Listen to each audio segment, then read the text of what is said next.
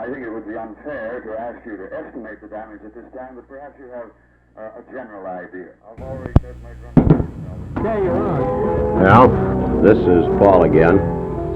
It is Tuesday morning at 11 o'clock, February the 11th, or rather, correction, February the 13th, and it happens to be an unlucky day for Toledo.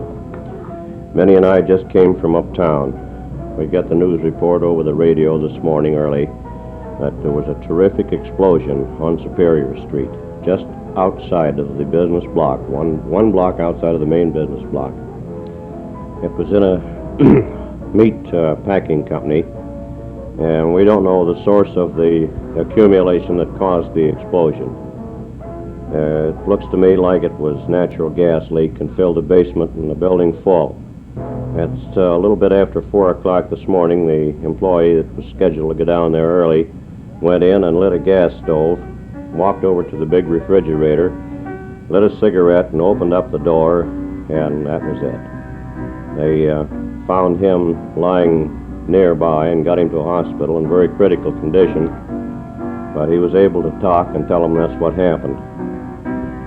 They think there's 4 people in the debris, although the debris is piled 15 feet deep all around.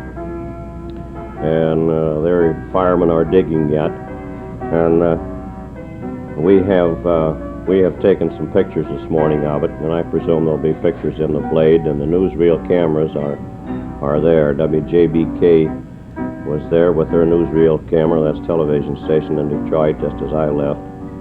And they have bulldozers and cranes moving the debris out of the road. And the building is completely demolished. It was a 2- or 3-story building sandwiched alongside of the big Union Supply Company. And she just simply completely blew out into the street and down into the basement, and it's just rubble. And it was a terrible thing to see. I suppose the papers will be full of it. And we'll try and send you some clippings to let you see just the extent of that terrific damage. The windows were blown out of buildings in an area 2 blocks away in each direction.